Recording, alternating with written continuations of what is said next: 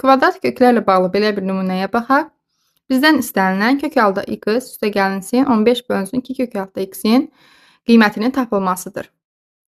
Tənliyə baxırıq ki, bizə verilən bu ifadəni biz ümumi ifadəni bir t kimi işarə edə bilərik.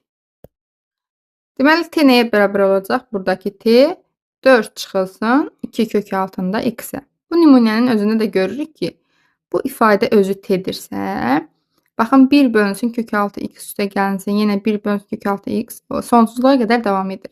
Deməli, bu hissənin özü də t-yə bərabərdir. Deməli, biz belə bir bərabərlikdə yaza bilərik ki, 1 üstəgəlsin kök altında x üstəgəlsin, bura bir t yazdıq, bərabərdir t-nin özünə.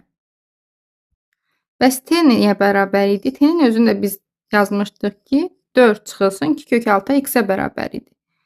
T-nin yerinə uyğun qiymətini yazdıq. İfadəni də sadələşdirsək, 4 çıxılsın kök altında x vurulsun 4 çıxılsın 2 kök altı x-im 1-ə bərabər olacaq. Mötərizəni vuraq açaq və sadələşdirsək, həmin bu ifadələri sadələşdirsək, biz baxın bu ifadəni almış oluruq.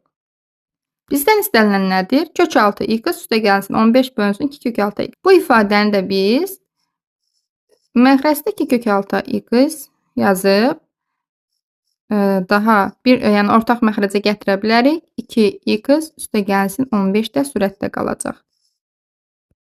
Və görürük ki, bizə elə 2x üstəgəlsin 15-i biz buradan rahatlıqla tapa bilərik. 15 üstəgəl 2x nəyə bərabər oldu?